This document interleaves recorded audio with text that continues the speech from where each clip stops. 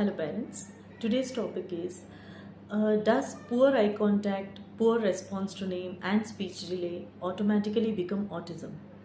This is very important because of late, because of the awareness in the YouTube or in the social media, many parents are finding the red flags in their behavior in the child and approaching the doctors or the pediatrician or the therapist, which is a very good sign because otherwise we would have caught them very late. Whether the child has poor eye contact, poor response to name, not pointing like other kids, or not responding to your commands, they are quite easily picking up as early as 1.5 to 2 years nowadays, and they are coming to the pediatrician or any other doctor, which is a very good sign. But having said that, not every sign is equivalent to a diagnosis. So the problem is coming when red flags in behavior are being directly considered as a diagnosis. So let me just tell you with an example so that it will be easy for you to understand. For example, when you go to the airport or for that matter under any baggage screening, you put all your bags in that and it will be passed through a screener, and a beep sound will come when they find something maybe alerting.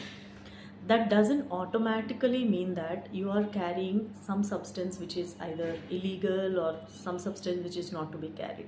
It is just means that there is a doubt. Maybe the shape of the object, or maybe the size of the object, or maybe the substance with which the object is made of has alerted the system and a beep has come. So that what would be the next step? They will put all those baggages in the next lane and they would call you for a detailed checkup, right? So this is what is meant by screening.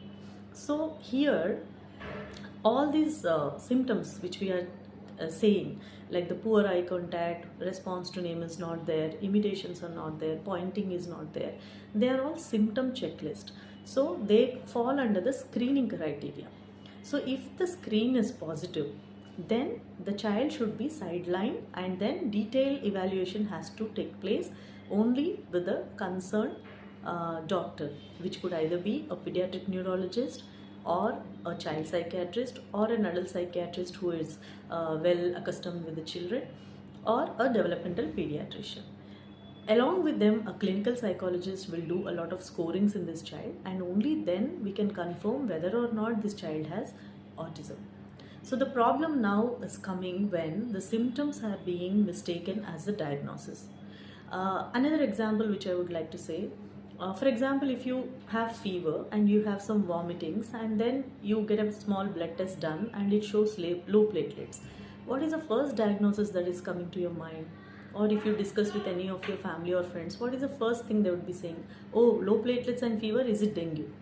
That is because it is one of the most commonly heard or commonly known diagnoses. But that doesn't mean that all fevers with low platelets are dengue. There are easily around 20 to 25 diagnoses of infectious diseases in which platelets could be low and there could be fever. As simple as malaria, typhoid, leptospira, or any other viral illness for that matter can have low platelets.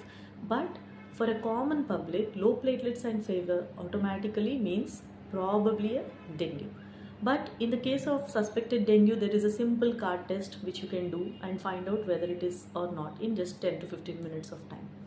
But in autism or neurobehavioral problem, that is not the case, because we do not have any one particular investigation which can tell whether this child has autism or not.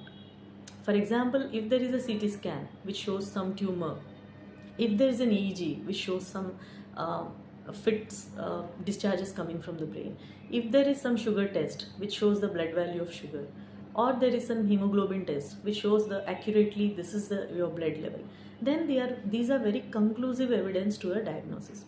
But in neurobehavioral problems or most of the psychiatric problems, everything will be based on a detailed analysis. If you are suffering with depression or anxiety and you go to a psychiatrist, which test will tell you that you are actually suffering with depression or anxiety? There won't be any scan which will be picking up this. It is only after detailed history taking, detailedly talking with you, assessing, scoring you on various different scoring systems which are evidence based, only then the psychiatrist will come to a diagnosis that you are actually probably suffering with these issues, and then he'll tell you the remedies for it. So similar way in autism kind of problems, or for that matter ADHD and all these kind of problems, it is a scoring system which has to be done in a detailed way, only by the persons who are authorized to do it, and then only you can conclude whether or not a child has autism. So these symptoms or the red flags which we are saying doesn't automatically translate into a diagnosis. So the screening test for autism especially is like in a form of two screening. One is below 30 months, which is very commonly done, that is the MCHD, and above 30 or maybe the upper cutoff we can take as 36 months, we can do Trivandrum autism checklist, etc. So these are screening tests.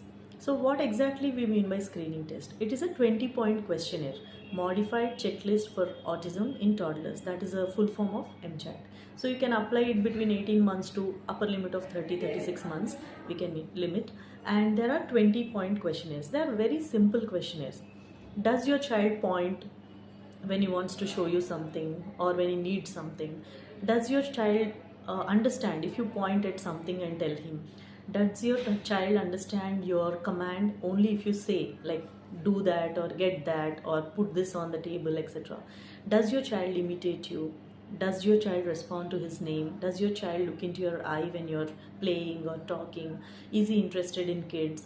Can he copy some of the actions that you're doing? Will he look for your appreciation while he's playing or doing some activity?